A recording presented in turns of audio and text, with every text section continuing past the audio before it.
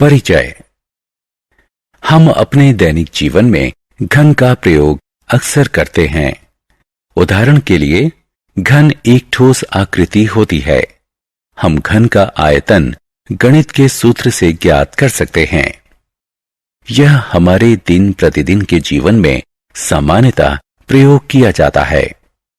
उदाहरण के लिए, मान लीजिए कि आपके पास एक घनाकार डिब्बा है जिसमें थोड़ी मात्रा में तेल है। बॉक्स में कितना तेल है?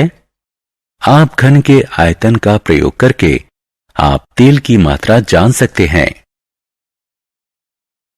उद्देश्य। इस पाठ के अंत में आप निम्न करने में सक्षम हो जाएंगे: घन को पहचानना, अभाज्य गुणनखंड विधि के प्रयोग के लिए घन को पहचानना, घन की विशेषताएं बताना, घनमूल को पहचानना, घन और घनमूल के बीच विभेद करना, किसी पूर्ण घन का अभाज्य गुणनखंडन की सहायता के बिना घनमूल ज्ञात करना। पूर्ण घन। किसी संख्या का घन तब प्राप्त होता है जब उस संख्या की घात 3 कर दी जाती है। घन का आयतन बराबर है s घन के। जब किसी संख्या को उसी से 3 बार गुणा करते हैं तो हमें उस संख्या का घन प्राप्त होता है। 2 का घन बराबर है 8 के। 5 का घन बराबर है 125 के।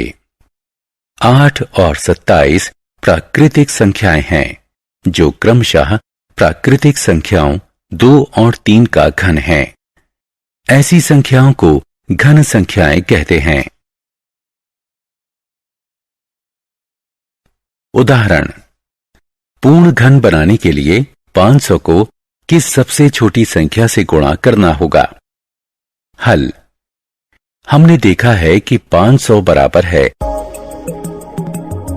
2 घन गुणा 5 घन के। अतः गुणनखंडन को 3-3 के समूह में बनाने के लिए हमें 500 को 2 से गुणा करना चाहिए।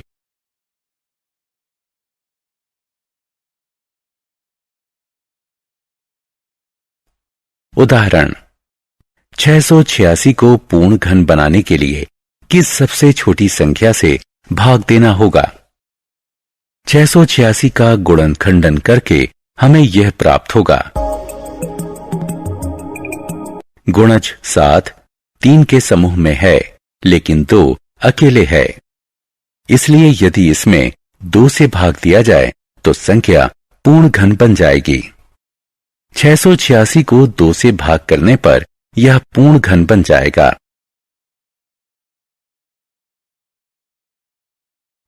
संख्याओं के घन की विशेषताएं।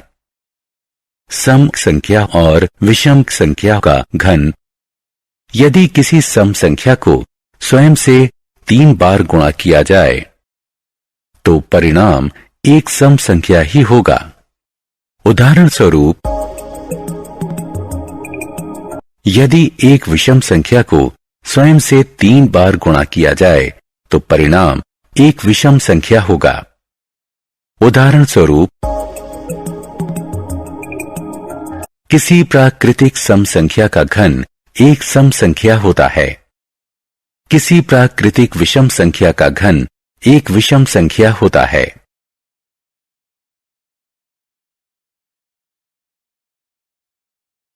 ऋणात्मक पूर्णांकों का घन। नीचे दिए गए गुणन को देखिए। हम इस निष्कर्ष पर पहुंचते हैं कि ऋणात्मक पूर्णांक का घन ऋणात्मक पूर्णांक ही होता है।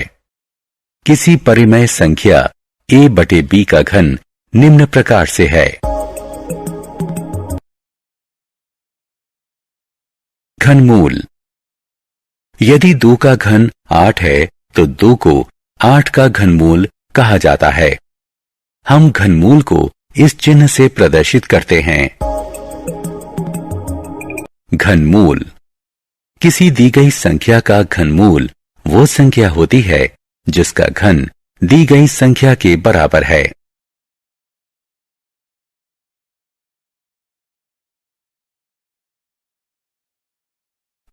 किसी पूर्ण घन का अभाज्य गुणनखंडन द्वारा घनमूल प्राप्त कीजिए। उदाहरण 1728 का घनमूल प्राप्त कीजिए। हल दी गई संख्या का अभाज्य गुणनखंडन कीजिए। समान गुणनखंडों का त्रिक बनाइए। प्रत्येक त्रिक से एक अभाज्य संख्या लीजिए और उनका गुणनखंड बनाइए। वांछित घनमूल 12 है, जिसे हम इस प्रकार लिख सकते हैं।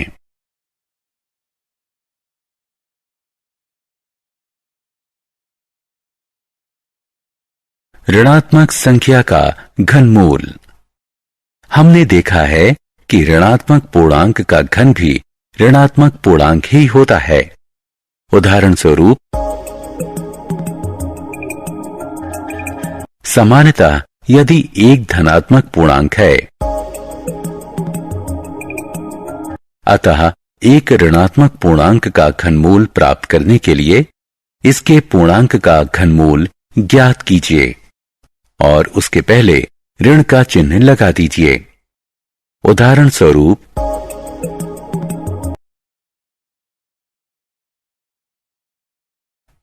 पूर्णांकों के गुणनखंड का घनमूल।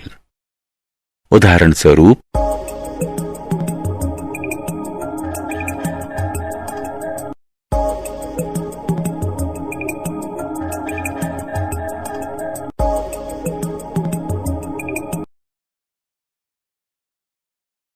परिमेय संख्याओं का घनमूल हम पहले ही देख चुके हैं। इसे इस प्रकार लिखते हैं।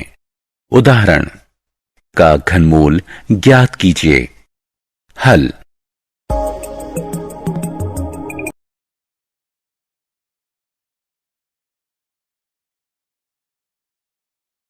सारांश। आइए हमने जो कुछ सीखा है उसे संक्षेप में दोहराएं। किसी संख्या का घन उस संख्या की घात 3 होती है। घन संख्या या पूर्ण घन एक प्राकृतिक संख्या होती है जो किसी प्राकृतिक संख्या का घन होता है। एक पूर्ण घन समान गुणनखंडों के त्रिक के रूप में व्यक्त किया जा सकता है। सम प्राकृतिक संख्याओं का घन सम और विषम प्राकृतिक संख्याओं का घन विषम प्राकृतिक संख्या होता है। ऋणात्मक पूर्णांक का घन ऋणात्मक पूर्णांक होता है।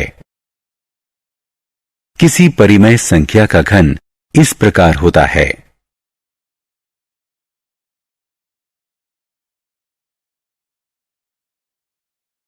किसी दी गई संख्या का घनमूल वह संख्या होती है जिसका घन दी गई संख्या के बराबर हो।